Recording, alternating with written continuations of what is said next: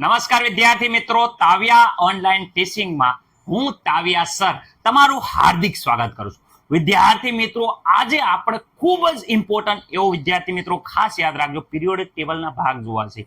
પહેલા સૌપ્રથમ એસ વિભાગ જોઈ શકો છો, પી વિભાગ, ડી વિભાગ અને એફ વિભાગ વચ્ચે માહિતી મેળવવાની છે. વિદ્યાર્થી મિત્રો, શરૂઆત કરીએ એ પહેલા અપવાદ છે, પરંતુ આપણે સૌપ્રથમ વિદ્યાર્થી મિત્રો એસ વિભાગથી શરૂઆત કરીશું, જેથી કરીને તમને લાસ્ટમાં અપવાદ કેમ છે એ ખબર પડે. તો વિદ્યાર્થી મિત્રો, આપણે શરૂઆત કરીએ.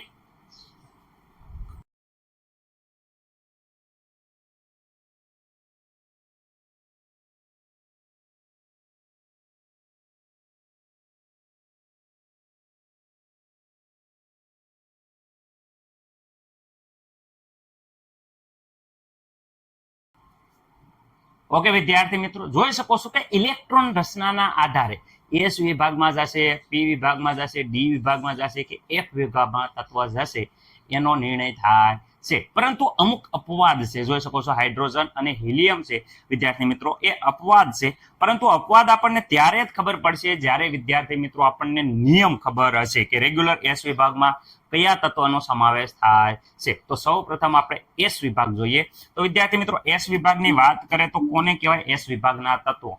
તો જે તત્વના છેલ્લો ઇલેક્ટ્રોન એસ કક્ષકમાં દાખલ થતો હોય તેને એસ વિભાગના તત્વ કહેવાય છે. જે તત્વનો બાહ્યતમ કક્ષાનો છેલ્લો ઇલેક્ટ્રોન એસ વિભાગમાં દાખલ થાય તેને એસ વિભાગના તત્વ કહેવાય છે. તમે સાદું સિમ્પલ આવું લખશો તો પણ વિદ્યાર્થી મિત્રો તમારી વ્યાખ્યા રેડી પડશે. જે તત્વનો છેલ્લો ઇલેક્ટ્રોન એસ વિભાગમાં દાખલ થતો હોય તેને એસ વિભાગના તત્વો કહેવાય છે. કોઈને પ્રોબ્લેમ નહીં સર? એકદમ કમ્પ્લીટ. ઓકે, હવે વાત કરે છે બાહ્યતમ ઇલેક્ટ્રોન રચના, એટલે કે ભાઈ બહારની ઇલેક્ટ્રોન રચના કેવી હોય છે.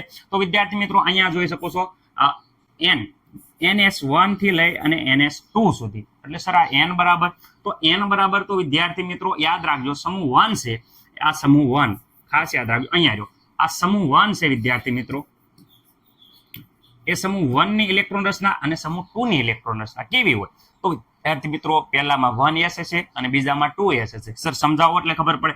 અહીંયા જો પહેલો અહીંયા જોઈ શકો 1s તો હાઇડ્રોજનમાં જશે, અહીંયા લિથિયમ થી બીજા આવર્તમાં છે એટલે અહીંયા બગડો, ત્રીજા આવર્તમાં તગડો, અહીંયા સોગડો વિદ્યાર્થી મિત્રો, પાંચમા આવર્તમાં પાંસડો, છઠ્ઠા આવર્તમાં સવો, સાતડો. ઓકે, એવી રીતે અહીંયા પણ વિદ્યાર્થી મિત્રો કરી નાખો. અહીંયા જોઈ શકો છો કેમ? કારણ કે એ આવર્તમાં છે એટલે આગળ મુખ્ય ક્વોન્ટમમાં એ જ રહી છે, આગળ શીખવાડ્યું હતું આપણે. ઓકે, બધામાં આ એસ વિભાગના તત્વોમાં ઇલેક્ટ્રોન દાખલ થાય છે એટલે બધી S S S S. Okay, કોઈને કાંઈ પ્રોબ્લેમ નહીં સર?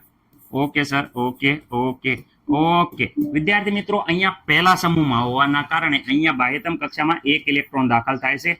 જોઈ શકો સોડિયમમાં 3s માં દાખલ થાય, પોટેશિયમ ચોથા આવર્તમાં હોવાથી 4s માં, રૂબેડિયમમાં પાંચમા આવર્તમાં, અહીંયા છઠ્ઠા આવર્ત, આ સાતમા આવર્ત. તો મને નથી લાગતું કે આમાં કોઈને કાંઈ પ્રોબ્લેમ હોય. બીજા સમૂહમાં દાખલ થાય પણ 1 ઇલેક્ટ્રોન નહીં થાય. ઓકે સર, ખબર પડી ગઈ અમને, 1 નહીં થાય તો કેટલા થશે? તો અહીંયા બીજા સમૂહમાં એના કરતા વધારે, અહીંયા લિથિયમ કરતા બેરિલિયમમાં 2 ઇલેક્ટ્રોન આવે. ઓકે, આમાં પણ 2 2 2 2 2. હવે આની સામાન્ય ઇલેક્ટ્રોન રચના શું થાય? તો આપણને ખબર પડે કે સર અહીંયા સામાન્ય ઇલેક્ટ્રોન તો આ પ્રમાણે થાય છે કે ભાઈ અહીંયા S1 આવે છે અને અહીંયા વિદ્યાર્થી મિત્રો S2 આવે છે. પરંતુ અહીંયા 1 2 3 1 2 3 તમે n બરાબર લઈ લો, n બરાબર 1 લઈ લો, 2 લો, 3 લો, ગમે લો. રેડી? n બરાબર 2 3 4 6 લખી શકો. અહીંયા પણ n લઈ લો, n બરાબર 2 3 4, જે પ્રમાણે જે આવર્તની મેળવી હોય તો સામાન્ય ઇલેક્ટ્રોન રચના આ થાય છે. એટલે દરેકે સામાન્ય ઇલેક્ટ્રોન રચના યાદ રાખવાની છે. ઓકે, હવે વિદ્યાર્થી મિત્રો ખાસ કહેવાનો મતલબ આ બહુ સક્રિય ધાતુ છે. સક્રિય ધાતુ શું કામ છે? કારણ કે બાહ્યતમ કક્ષામાં એક જ ઇલેક્ટ્રોન છે જે સરળતાથી મુક્ત કરી શકાય. રેડી? એટલે સરળતાથી મુક્ત કરી શકાય, કાંઈ બહુ જાજુ બળ ન કરવું પડે. એટલે આ બધા શું કરે કે અહીંયા એક ઇલેક્ટ્રોન મુક્ત કરી દે અને આ +1 બને. હું ઇલેક્ટ્રોન મુક્ત કરી અને ધાતુ ધનમય ધાતુ બને +1, કારણ કે ઇલેક્ટ્રોનનું દાન કરે એટલે પ્લસ બને. અહીંયા 2 ઇલેક્ટ્રોનનું દાન કરે તો આ +2 બને. કેટલા બને? +2 બને. જો બાહ્યતમ કક્ષામાં છે, બહારના ઇલેક્ટ્રોન છે, સરળતાથી દૂર થઈ જાય, કેમ બહુ ઝાઝી માથાકૂટ કરવી પડે નહીં. એટલે વિદ્યાર્થી મિત્રો જોવો છો, પ્રથમ સમૂહના તત્વો એક ઇલેક્ટ્રોન દૂર કરી +1 બને, બીજા સમૂહના તત્વો 2 ઇલેક્ટ્રોન દૂર કરી અને વિદ્યાર્થી મિત્રો +2 બને છે.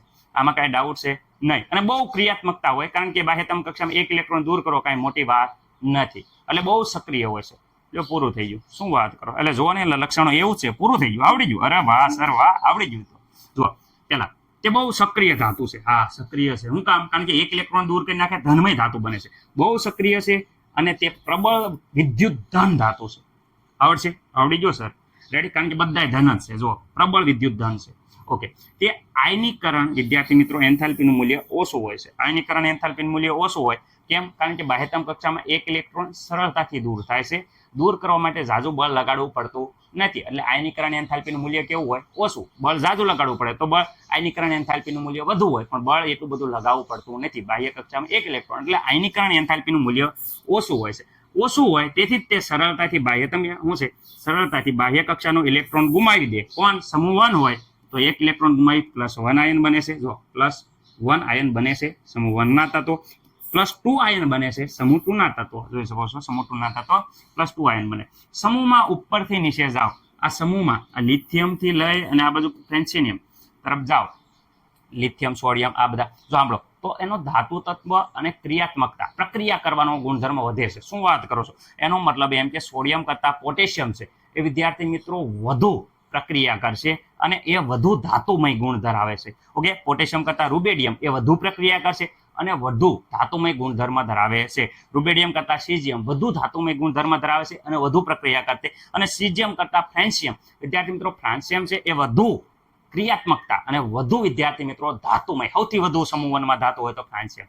આવડી જશે બધાને? હા સર, ખબર પડી ગઈ. તો ઉપરથી નીચે તરફ જાઓ એમ વિદ્યાર્થી મિત્રો ઉપરથી નીચે તરફ જાઓ, ખાસ યાદ રાખજો. તેમ ધાતુ લક્ષણ વધતું જાય અને પ્રતિક્રિયાત્મકતામાં પણ વધારો થાય છે. એટલે કે ધાતુ લક્ષણ અને પ્રતિક્રિયાત્મકતામાં વધારો થાય છે. આટલું બધું સક્રિય હોવાના કારણે કુદરતમાં એમના ન મળે, કોકની યારે પ્રક્રિયા કરી નાખે. એટલે કે ભાઈ વધુ ક્રિયાત્મક છે, વધુ પ્રતિક્રિયાત્મક હોવાથી કુદરતમાં શુદ્ધ સ્વરૂપે મળતું નથી. કોકની યારે સંયોજન બનાવેલું હોય, શુદ્ધ સ્વરૂપે મળે નહીં. કયા સંયોજન હોય? તો એસ વિભાગના તત્વો હશે એ વિદ્યાર્થી મિત્રો ખાસ યાદ રાખવાનું, આયનીય સંયોજન બનાવે. કેવું બનાવે? આયનીય સંયોજન. આયનીય એટલે કે વિદ્યાર્થી મિત્રો આયન સ્વરૂપે હોય. NaCl એટલે Na+, Cl- ધન આયન અને ઋણ આયન આયનીય સંયોજન બનાવે. રેડી? NaCl દરિયો આખો ભર્યો છે, બરોબર? બહુ સોડિયમ છે, પણ કયા સ્વરૂપે? આયન સ્વરૂપે. Na+ અને Cl-. KCl, K+, Cl- આયન સ્વરૂપે હોય છે. પરંતુ અપવાદ છે, આયનમાં બધાએ નથી આયન સ્વરૂપે. કયા? એક તો લિથિયમ અને વિદ્યાર્થી મિત્રો બેરિલિયમ. તો ખાસ યાદ રાખજો, જે સહસંયોજક ભાગીદારીથી બંધ બનાવે છે. તો અહીંયા જોઈ શકો લિથિયમ અને બેરિલિયમ છે એ સંયોજનો સહસંયોજક. કયો? સહસંયોજક હોય છે. ઓકે, આમાં કોઈને કાંઈ પ્રોબ્લેમ નથી. આશા છે કે દરેક વિદ્યાર્થી મિત્રોને ખબર પડી હશે.